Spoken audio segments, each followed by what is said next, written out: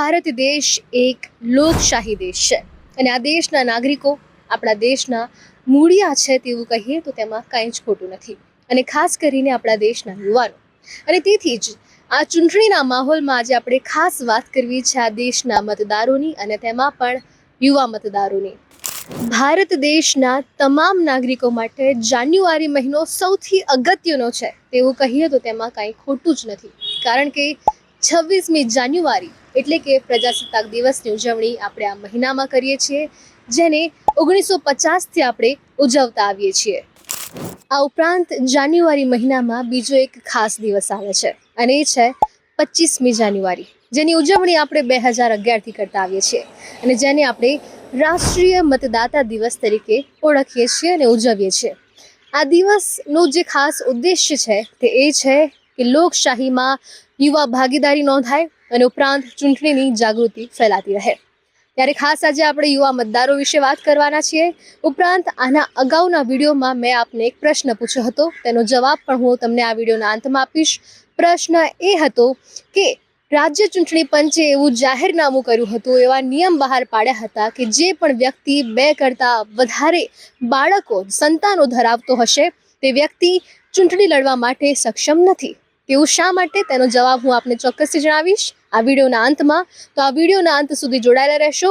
હાલ જ રખેવાળને ફોલો કરશો, સબસ્ક્રાઇબ કરશો. લોકશાહી દેશમાં યુવાનોનું સૌથી મહત્વનું યોગદાન હોય છે દેશના ભવિષ્યને આકાર આપવામાં, અને તેટલા માટે જ 25મી જાન્યુઆરીએ આપણે રાષ્ટ્રીય મતદાતા દિવસની ઉજવણી કરીએ છીએ. હવે ખાસ કહી શકાય કે જે યુવા મતદારો છે તેમના માટે જાન્યુઆરી મહિનો ખૂબ જ અગત્યનો છે.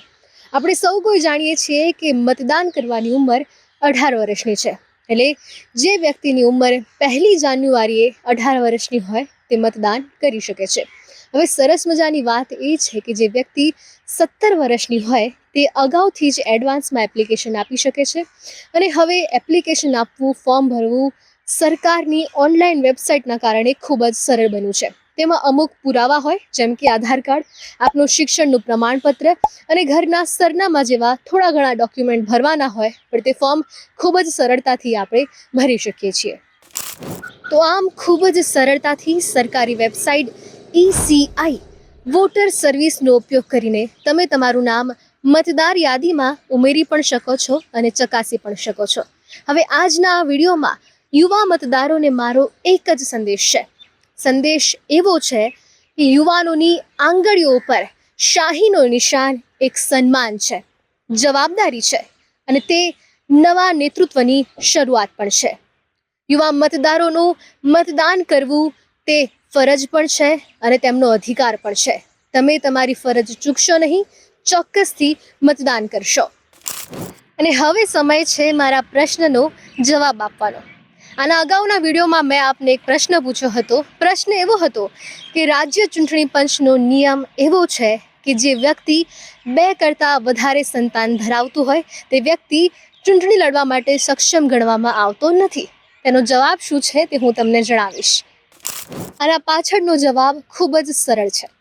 જવાબ એટલો જ છે કે 4 ઓગસ્ટ 2005 પછી સરકારે એક નિયમ લાગુ કર્યો છે.